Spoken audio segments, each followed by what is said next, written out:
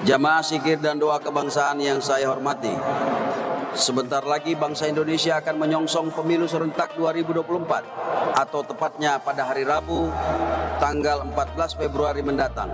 Saya percaya kita semua yang hadir di sini sependapat bahwa pemilu damai adalah sebuah kerja besar yang membutuhkan partisipasi dari seluruh elemen bangsa, mulai dari tataran individu, masyarakat, ormas, parpol, TNI, Polri, dan pemerintah daerah yang berkomitmen untuk menjaga kondusivitas dan keamanan di wilayah Sulawesi Selatan.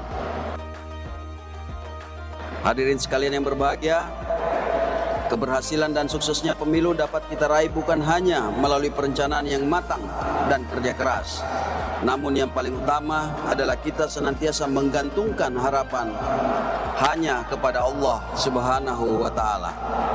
Oleh karena itu, kita hadir di sini untuk melaksanakan zikir dan doa bersama, karena esensi dari kegiatan ini adalah untuk memohon pertolongan dan perlindungan dari Allah Subhanahu wa Ta'ala agar diberi kekuatan dan kemampuan serta dijauhkan dan dihindarkan dari hal yang buruk.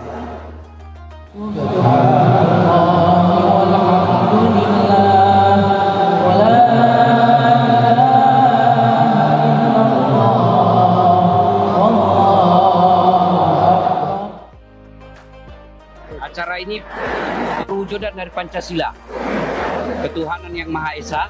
Kita percaya bahwa semua kejadian ini diatur oleh Allah Subhanahu wa Ta'ala. Itulah nilai dari ketuhanan yang Maha Esa. Acara ini kan untuk damai, persatuan Indonesia.